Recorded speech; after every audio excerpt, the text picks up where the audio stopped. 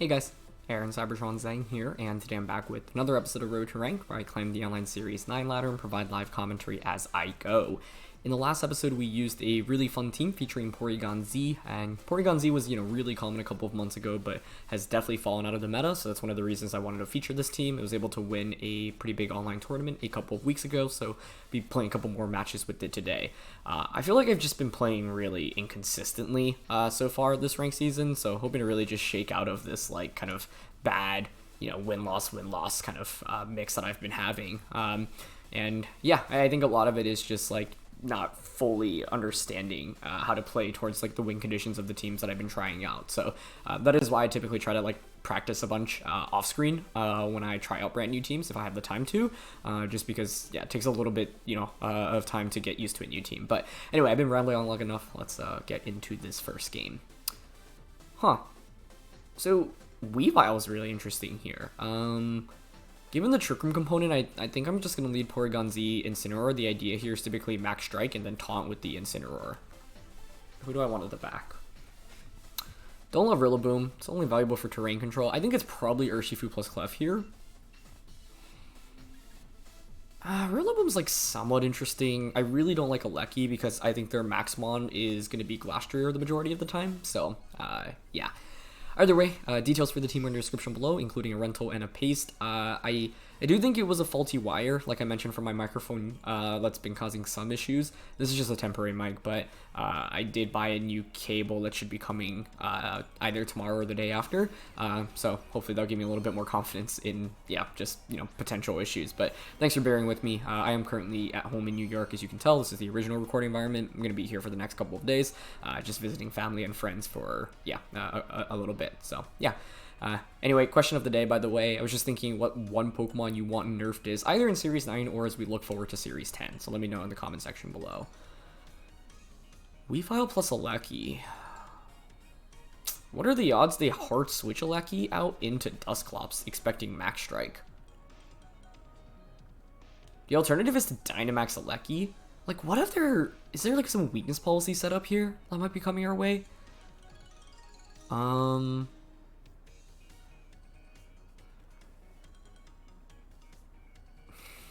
really want to just Dynamax Max Strike into Regieleki. I'm actually going to Max Darkness here. Fake out into Weavile in case for some reason...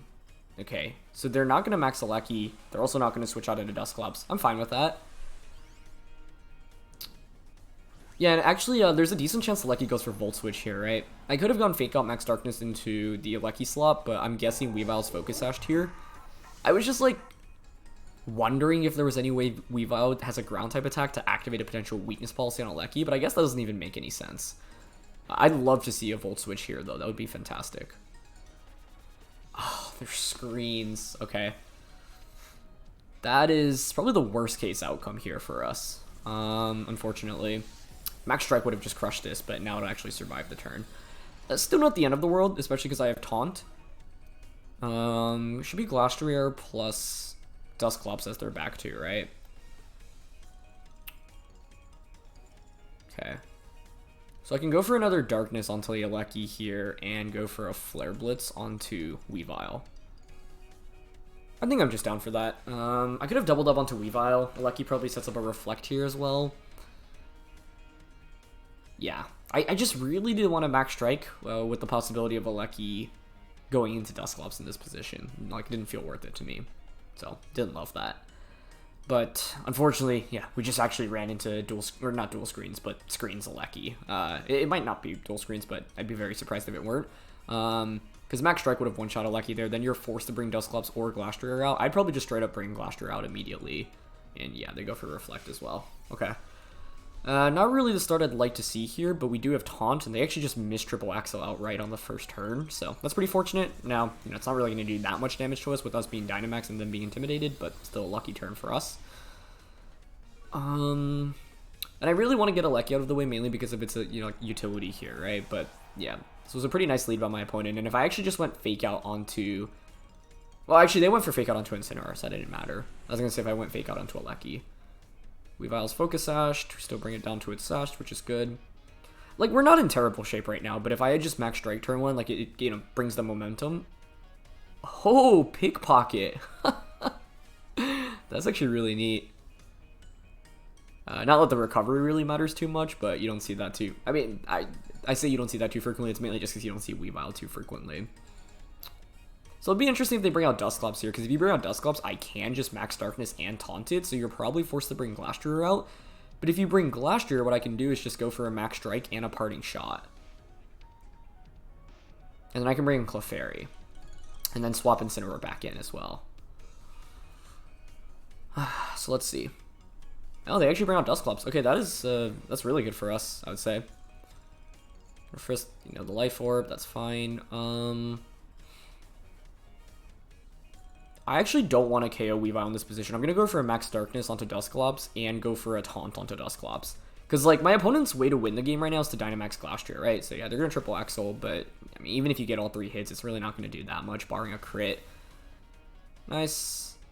Taunt is just, like, a game changer for us here, and this is why it's actually so crucial on Incineroar. But my opponent not going for the Trick Room setup immediately was really smart on their end, so, yeah. Great damage on a Dusclops, I'll take that. So we have the numbers advantage right now. I didn't go for a max strike at any point, which is kind of wild. But yeah, like, my opponent has the Dynamax to play towards, so we just want to make sure they don't get that up right now. Okay, so we get Taunt off. Perfect. And they try to Trick Room. Perfect. Okay. So, like, this game hasn't gone incredibly well, but it's still fine just because we do have, like, a pretty significant early lead. I'm just nervous about Triple Axle actually KOing Porygon right now. I'm curious if Dark Pulse picks up the KO. It is pretty easy to, like, protect Porygon here and then switch out into Clefairy, so that's actually the play I'm thinking of right now, because I want to conserve that Intimidate and get the Friend Guard off, but it might be a mistake to not attack with Porygon this turn, because it's a free opportunity. But I don't want to Hyper Beam right now into Weavile, I guess, is the problem. And they stay in with both, okay, so that's good.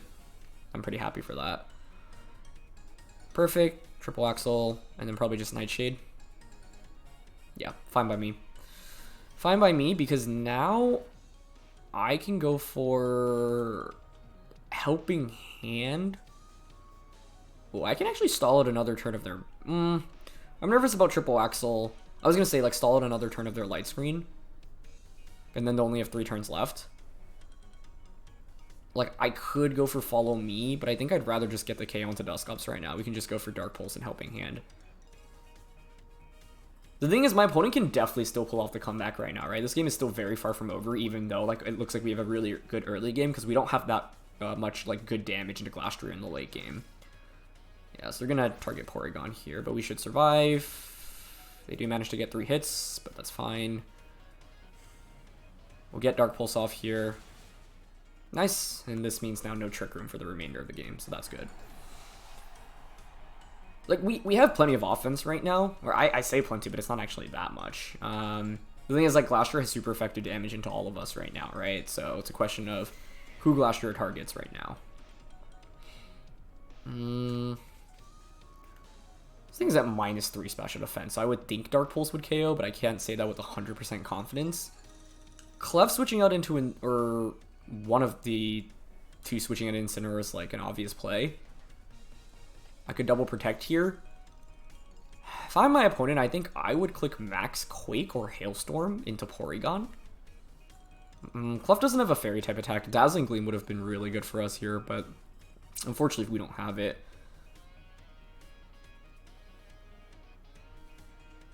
I think I want to just go for Dark Pulse here into Weavile and Follow Me. This is actually going to be pretty close. Okay, this wins us the game. I think they absolutely had to max Glastrier this turn. Yeah, like, I don't think my opponent can win after this. And they missed Triple Axle, but, you know, Clefairy was going to survive that, but we definitely got lucky with the dodges. Triple Axle is just a really high variance move, but yeah, definitely a lucky turn for us here, and now this puts us in a really excellent position. Especially because I still have the Urshifu in the back, right? Okay, so now we can bring out the Incineroar. Incineroar is interesting. I mean, I could go for Parting Shot. I don't want to, obviously I don't want to Fake Out. Protect means that they're not assault vested, so it's going to be weakness policy here for sure. 2 turns of reflect, or 3 turns of reflect left. They're at -1. What I lean towards going for here is a parting shot into Glastrier, and then just follow me with Clef. This just ensures I get Urshifu in safely. It brings Glastrier down to -2, and it stalls out another turn of reflect. But I think if they had maxed Glastrier last turn, we would have been in a trickier position. Now, like I said, Glastrier has really good comeback potential right now still, so it's still pretty scary. But at least we were able to deny Trick Room. I think like Trick Room is a pretty tough matchup for this team. You like ideally want to just deny it outright, but if you can't deny it outright, you obviously have to try to stall it out. But we had pretty good resources to actually deny it with the Porygon plus the Incineroar lead. That's going to be your go-to lead if you're trying to hard stop Trick Room, and you know, assuming they don't have Mentorb. Okay, so this is quickly at -2. The other thing is if you are running Protect and you're not Assault Vest, like what are the odds you actually have Steel Spike? You mean you want to run like Hailstorm, Quake, and then so it's, yeah, it's really dependent on what the last attack is here. Water Urshifu is also just pretty darn good into Urshifu, so that's valuable. Or sorry, Water Urshifu is valuable into Glastrier, and they go for Max Quake perfect. Okay, 126 down to 73, so it's not even a 2-hit KO, which is perfect for us. Great. 2 turns of Reflect left. They're at -2 right now. I don't want to carelessly switch out. I mean, if they're Quaking here, I think what we can do is actually switch Urshifu out into Incineroar. Yeah. And then go for a Protect here. What am I trying to play around right now? A critical hit? Like, I could just follow me, but I really don't want to activate Weakness Policy yet. You know what I actually think our best play is? I think it's just to Surging Strikes the Glastrier and follow me right now. You need a crit to KO. Okay, they actually just end up forfeiting. Yeah, I think they needed to max Glastrier 1 turn earlier. But I think the game wasn't necessarily over yet. Then we were in a really good position, to be honest. But you can Hailstorm, hope for a crit onto Clef, then you get an attack boost, and then you still have 1 turn of Dynamax. But I guess at that point, you're not really beating the Glastrier the Urshifu very easily. So, yeah. In the end, we did run into like the worst possible Regieleki outcome, just because, yeah, Weavile's almost always focus sash, so Regieleki wasn't going to be sash. I was expecting just like offensive Regieleki with like Magnet or, you know, like Life Orb there, but they actually ended up being a screen set. But fortunately for us, my opponent just had no early game offense, like, and that's kind of the issue when you bring a team that's completely designed to kind of support the Glastrier, right? If Trick Room doesn't go up and Glastrier has a tougher time operating, the thing about Glastrier is you just want to avoid a potential weakness policy, and then if you can drop its attack multiple times, that would be super, super ideal. So, yeah. Okay, next game here. Let's see. Urshifu. I mean, Thundurus Urshifu is going to be a pretty big problem for us. Thundurus Urshifu. I mean, I could just go Clef Porygon. To which they could max Airstream. I don't know. I kind of lean towards Clef Porygon. The other consideration is actually a Regieleki plus Clefairy. I can go Helping Hand max Lightning onto Thundurus turn 1, but they do have Garchomp. Okay, so I think I'm going to go Porygon, Clef. I mean, Rillaboom's so interesting here because they have Blastoise, but like, do you really bring Blastoise into this matchup? I think it's somewhat unlikely, honestly. So I want to go with Urshifu. Don't love Incineroar here, other than intimidating Garchomp. So that's between Rillaboom and Regieleki. Regieleki's completely walled by Garchomp, and that actually concerns me enough where I actually think I will go with Rillaboom anyway here, even though they're primarily physical, just because it's a pretty good answer into Garchomp specifically, and Garchomp otherwise would give me kind of a tough time. So, yeah, let's see. Anyway, that last match was one in which, yeah, like, my opponent just Dynamaxed a little bit too late. Even if they had Max Glastrier the turn I was expecting it to, like, they didn't end up having Steel Spike, so I don't think they could have actually KO'd Clefairy. If they're leading Thundurus Blastoise here, this makes me think it's support Thundurus.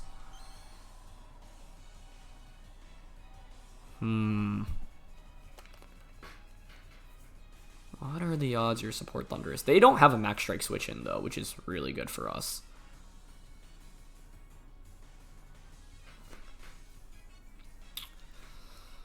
And I have AV Rillaboom in the back, so I don't really need to be that worried about Blastoise, right?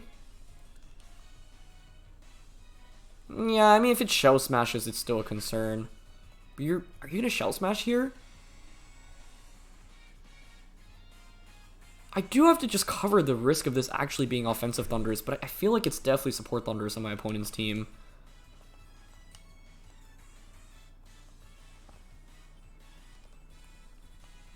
I'm going for Protect Max Strike, expecting Taunt turn 1. But, I don't know if I love that. Like, Thundurus could Eerie Impulse here, they could T-Wave, they could Taunt. I think Taunt on Clefairy just makes the most sense. It's always like your safest option on turn 1, so I don't know. I feel like I had a more consistent play here. What, Follow Me, Max Strike Thundurus? They're just going to Max Blastoise. Okay. I'm okay with that, but I'm wondering if they went for Eerie Impulse turn 1. If they didn't Eerie Impulse turn 1, like, we're actually in great shape, I would say. But I'm just nervous about an Eerie Impulse. Like, Eerie Impulse seems somewhat unlikely because of the fact I can Follow Me, but I could totally see them just going for Eerie Impulse and Max Cannonade into the Porygon turn 1. And that would punish me really heavily for going for Protect rather than Follow Me. So let's see if they have it. Oh, okay. They actually go for Substitute. You know what? That's fine. Out of anything that we could have faced here, I'll gladly take that because we're faster with Porygon, so Max Strike's going to be a 2-hit KO on this Blastoise for sure. Although I could have just gone Helping Hand Max Strike to one-shot it, which would have been, like, would have just won us the game, it feels like. Okay.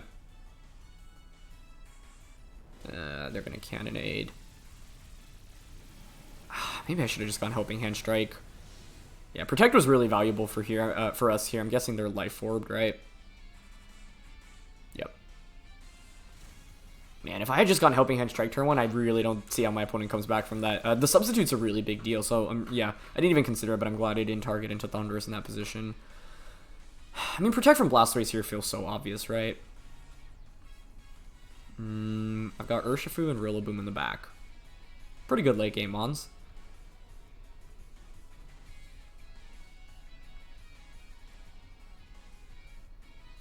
I mean, I should just target... Like, but I don't want to risk it and, like, actually let Blastoise get an attack off. I'm not that worried about Thundurus having this sub up right now. Like, you know, Cannonade would actually KO Clefairy here. So, I am down to just go for a Max Strike onto Blastoise. I think they're going to Max Guard, but it's fine. And I am actually going to switch out into Rillaboom. The reason I'm making this switch is because if you Protect with Blastoise here, I'll just knock you out next turn. I think Thundurus here is probably just going to try to T-Bolt into the Clefairy slot. And then with Rillaboom, I also get Grassy Terrain, so I start healing back a little bit from the Cannonade chip, right? And Clefairy is a pretty nice asset for us in the late game. Oh, that was actually the one play I didn't consider. That was a really nice play. Like, they hard read that turn. Wow. Wonder if they read the switch. That's incredible if so, because if I just went Follow Me there... Oh, that's actually so bad. That's a really high-risk play, but very high reward by my opponent. If I just went Follow Me Max Strike there, we would have been in really good shape, but my opponent kind of just hard read my soul that turn, and that's an impressive read to make. I don't think a lot of players would make that play. I think a lot of people would just Max Guard Blastoise there and attack with Thundurus, so I thought I was covering for that, but nicely done. And I'm actually going to faint from the Life Orb Cannonade because I don't have Friend Guard either, so what a fantastic play. So we've seen Scary Face sub, Taunt, Eerie Impulse, T-Bolt. I might not even have Eerie Impulse. Could have T-Wave as well, but I think that's pretty unlikely. Yeah, I mean, yeah, I did not consider that option at all. I have Clefairy, Urshifu. I think I like Clefairy more in this position, because Urshifu's pretty nice as cleanup in the endgame, but Scary Face is going to make things a little bit scary. No pun intended. That's Entei. Okay. Entei. Can't flinch you. I'm still taking Cannonade damage.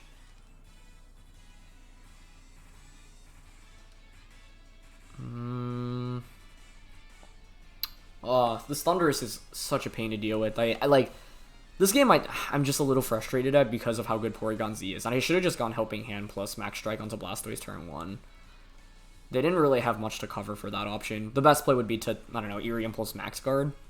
But I feel like the odds of that are really slim.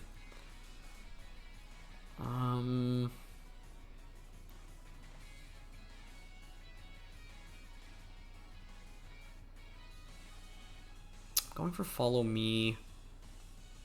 That's not the play. Follow Me Glide makes no sense. The Scary Face is what causes so many issues for us right now. But I think I would have liked to just protect the Clefairy there. I mean, they're probably going to go for what? Oh, that doesn't even break the sub. Wow. Sacred Fire does not KO us. Gets a burn, but it should be T-Bolt coming out here. Yeah, that was just an amazing Scary Face Max Cannonade play. And I just didn't think I was at any risk that turn. But I kind of forgot about speed control from Thundurus, and I didn't think they'd go for it because of the Clefairy being out. But they, like, this was an example of where I had, like, an early advantage. And my opponent, like, made a really aggressive read. Now, if I had just gone Follow Me plus Strike there, like, I don't know. My opponent's in terrible shape, so, like, I really didn't think they'd risk it there. But because they probably felt like this matchup was a little bit skewed in my favor, they just made the really impressive, read to go for what they did. So kudos to them. You just Scary Face Urshifu now in Sacred Fire Rillaboom. So I guess I'm banking off a miss from Sacred Fire. I'm gonna Surging Strikes and Glide. The play I made last turn just was not a very good play. Even if I break Thundurus' sub there, what value do I get? But yeah, support Thundurus, really making a comeback right now. Okay. Break the sub there. And the subs, like, priority sub. Oh, what? They didn't go for, Scary Face. I would always Scary Face Urshifu here. I mean, I'm guessing they're going for, T-Bolt, right? That makes sense. But the thing is, we will survive the turn. Like, I don't faint from the Cannonade chip. Because I'm water. They probably still win the game, though. But that does make things a little bit more interesting. Because my Urshifu is faster than their Thundurus right now, but now the big question is, what is your last Pokemon? What am I hoping to see? Garchomp? The other question is, what's the item on Thundurus? Probably Citrus. Although if it were Citrus, you want your Thundurus to be in sub range, right? They sub twice, but they didn't activate a Citrus Berry. That'd be interesting. The last one's Urshifu. Okay, this is actually winnable then. Yeah, it's actually winnable. Does it come down to a speed tie? Actually, we're not max speed on Urshifu. We're adamant. Oof. I could protect Urshifu here if I'm reading into Sucker Punch onto my Urshifu to try to cover for Aqua Jet. They could Scary Face and, like, Wicked Blow my Urshifu, though. I'm going to make the protect play here, I think, and go for Grassy Glide onto their Urshifu. Oh, they only sub once with Thundurus. What am I saying? I don't know why I thought they subbed twice. Should be Citrus then on it. They Sucker Punch, okay. This is a wild game. Oh, that is really bulky. Grassy Glide's not even a 2-hit KO on that. Wow. I'm surprised by that. And they get the recovery off first, which I don't love either. Yeah, my opponent just made an amazing play with Scary Face plus Cannonade, and I didn't see that play coming that turn. I mean, I guess I could have just gone for Follow Me, but I think so many players would Max Guard Blastoise and T-Bolt in that position, so I guess I should have just stayed in, just to guarantee Blastoise didn't get 2 attacks off because of how good Porygon was. Although I do think if Clefairy faints, like, I could still bring in Rillaboom for Fake Out into whatever comes in, right? So, yeah.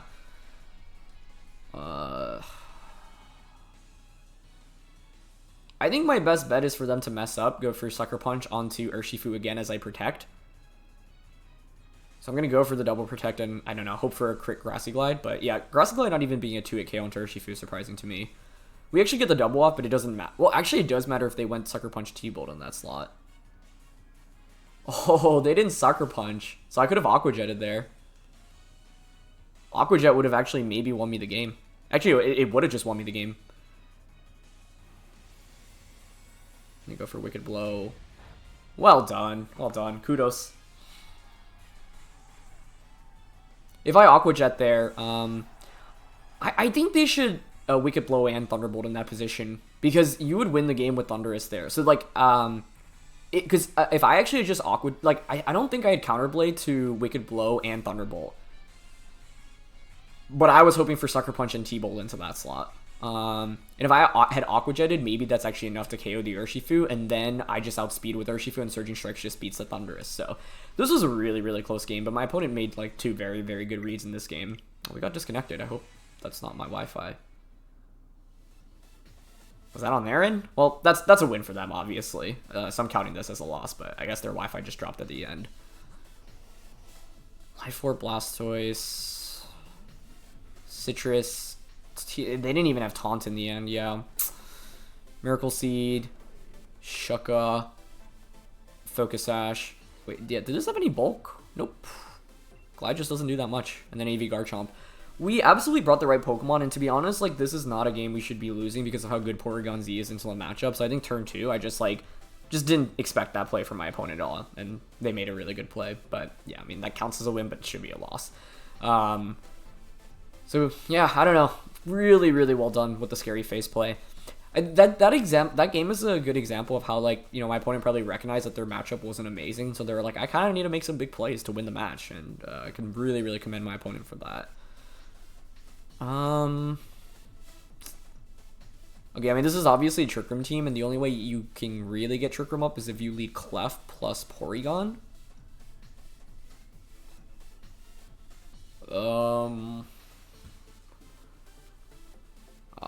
Focus Sash Clef would actually make a lot of sense here. Like, I'm hoping to just snipe it, Max Strike one shot, taunt with Incineroar.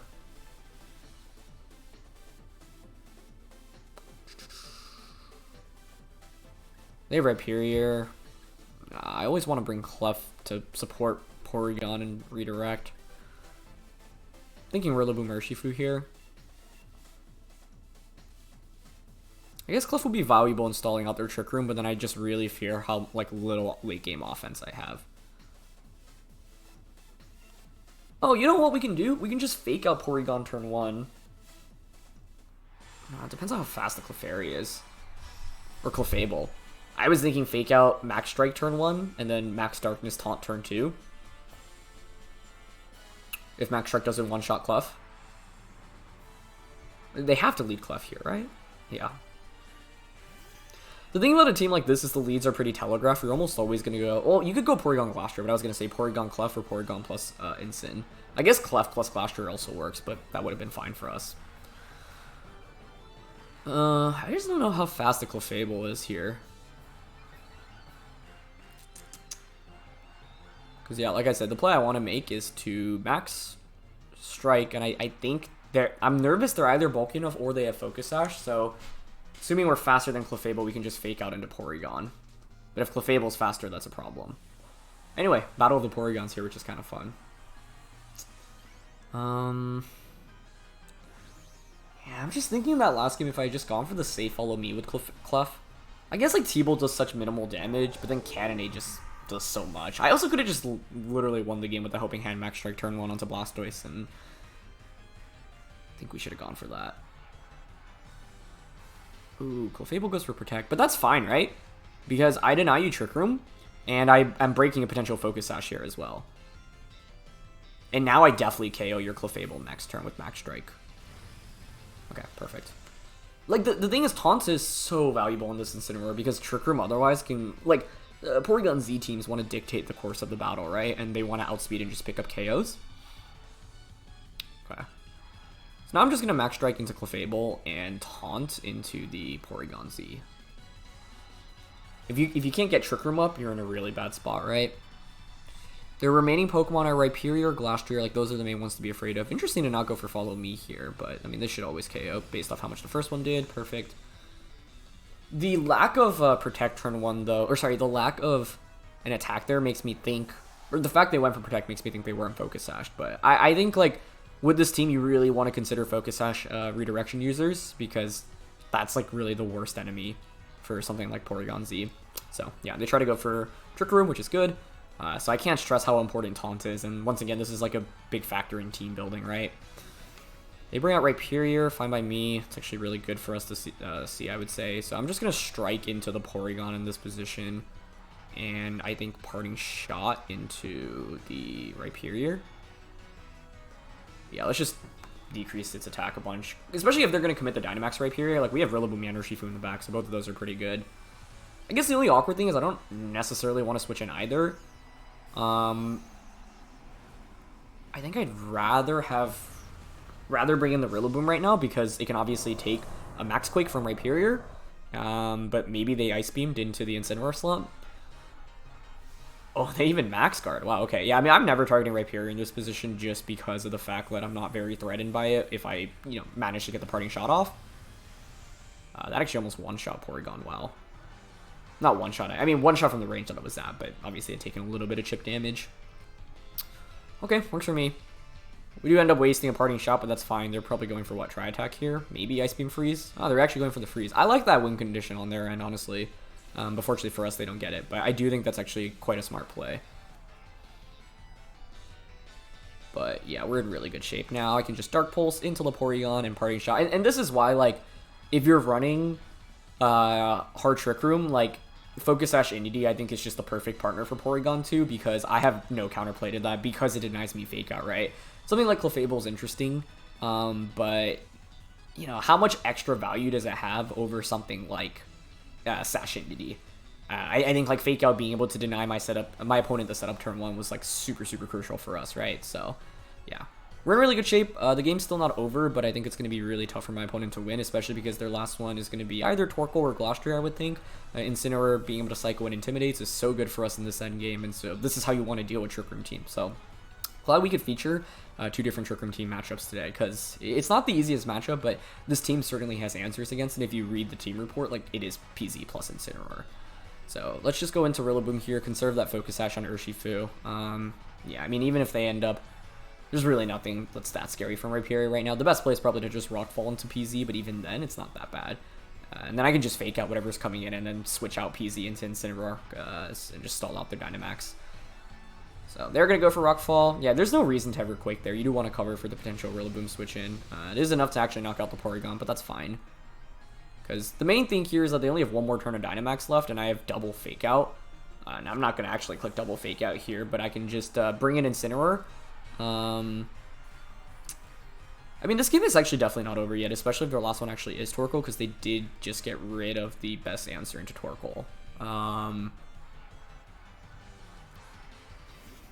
Yeah, you know what? Maybe it was smart. No, I did really want the Intimidate off, though. I want them to Rockfall us right now, right? But I don't want to activate Weakness Policy on that Rhyperior. We have Urshifu in the endgame. That's obviously pretty good.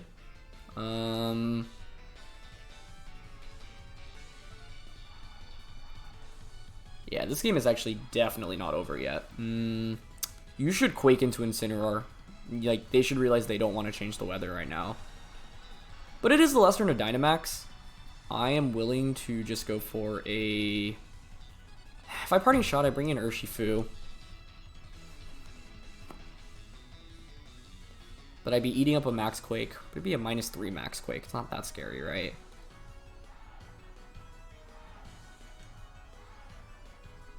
Okay, I'm down a Parting Shot into Rhyperior right now and click Fake Out into the Torkoal slot.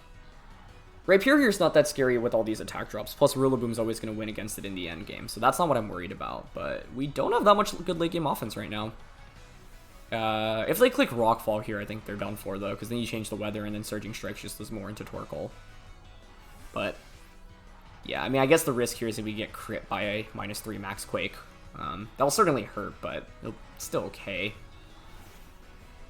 Let's see what they go for. Ooh, they have Max Flare. Okay. But, yeah, it doesn't really do that much after 3 Intimidates. Or 3 attack drops. Okay. So you should protect Rhyperior in this position and then just go for a fire type attack, right?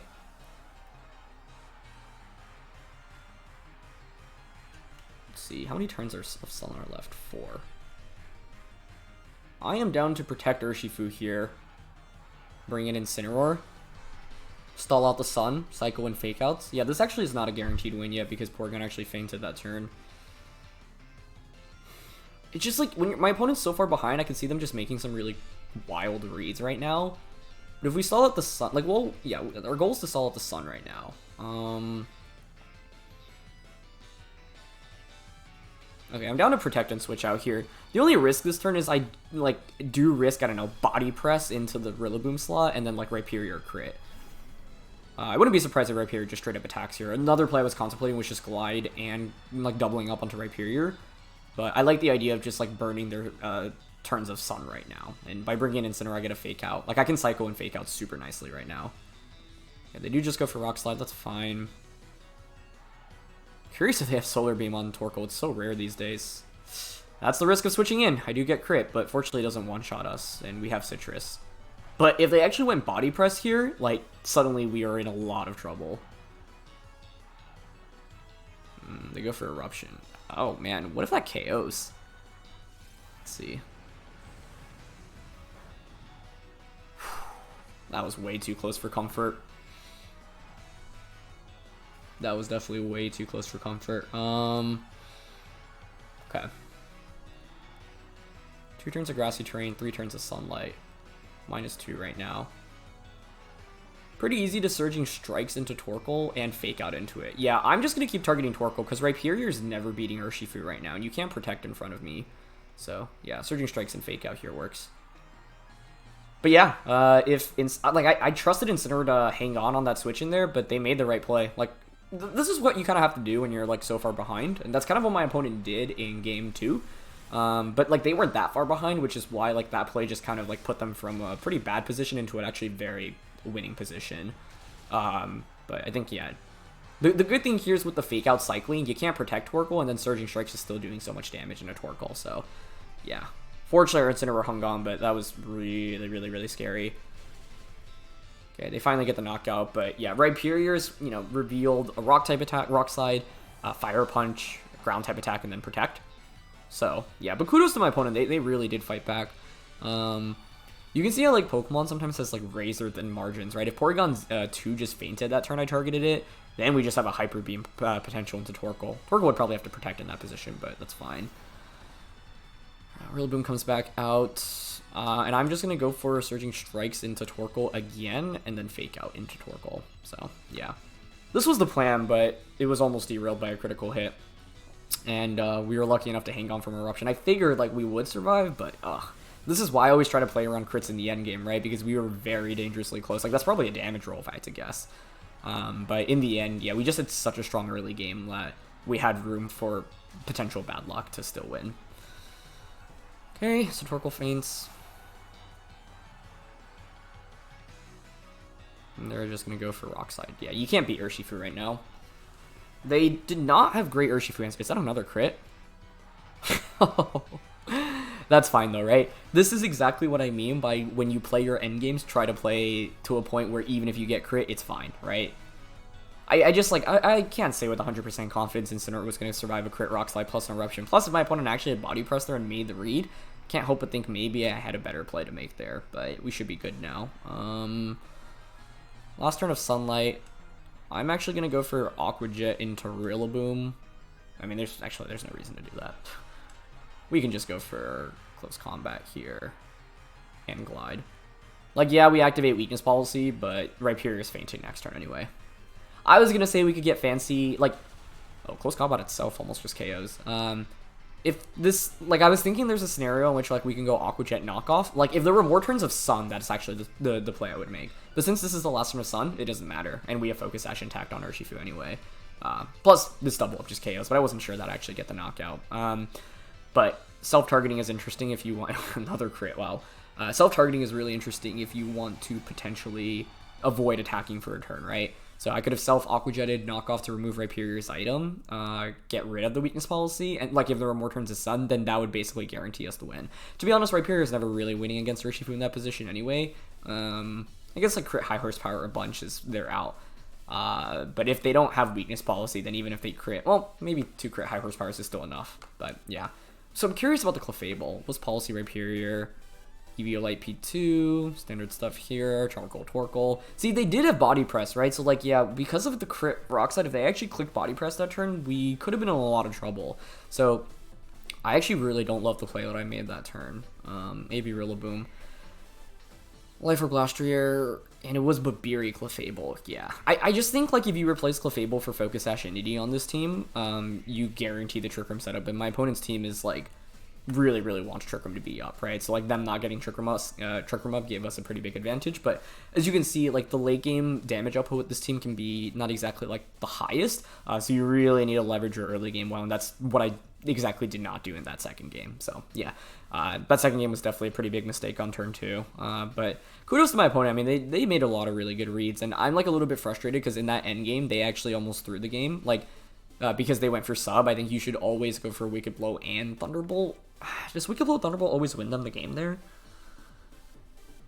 Then it's a question of how much Rillaboom does against Thundurus. I have Knockoff, they have T-Bolt, but I can't heal. They have Citrus. If they go Wicked Blow plus T-Bolt there, and I trade Urshifu for Urshifu, then the end game is Thundurus at 75% against Rillaboom. And I have Knockoff, so I could get rid of the Citrus Berry. So, yeah. I had to, like, I don't feel that bad about them going for the Scary Face play. Like, that's just a really good read, but I guess I could have just gone for the Safe Follow Me. I just think a lot of players wouldn't make that play, but that being said, that doesn't matter. Like, Follow Me was just a safe play there. Because, like, I was in a position to deny them a second attack with Blastoise, and that was probably the most crucial thing. I also think they misplayed a little bit, though, because I think they could have just gone Scary Face onto Urshifu and then Sacred Fire into Entei, Rillaboom. That would have just won them the game outright. So they definitely, like, gave me some opportunities to come back, but in the end, I didn't, like, fully capitalize off that. With the second play being, yeah, if I just Aqua Jet plus Grassy Glided Urshifu, we had a chance to win. But great read on their end in the end to not go for Sucker Punch T-Bolt. Yeah, I think Wicked Blow T-Bolt's always the play there, especially because their Urshifu was really bulky. I guess they didn't know that we were, like, slower than them, so the first time around you don't want to risk losing a speed high and then me just knocking out your Urshifu. But I guess they were still risking a speed high anyway on the second turn as well, so yeah. Anyway, yeah, the second match, like, is a great example of how sometimes, like, you feel the pressure, you feel like the matchup doesn't favor you so much, so you take more risks, and I kind of walked into that turn 2 play, and then that end game, like, there were just a bunch of mind games, but definitely a fun set of games. Porygon Z is still really solid in the meta, as you see, but if you want to play with it properly, it's really about making sure you maximize those early turns. But with today's episode, you can see how important Porygon Z plus Incineroar is. It's a really great lead to deny a lot of those Trick Room setups, and if you can deny Trick Room, your opponents often will struggle, especially with the ability to Psycho and Intimidate, and then you have Parting Shot as well as U-Turn on Incineroar and Rillaboom, respectively. So, thanks so much as always for watching. Leave a like if you enjoyed. Don't forget to answer the question of the day. Details for the team are in the description below, and I'll see you all next time. All right, peace.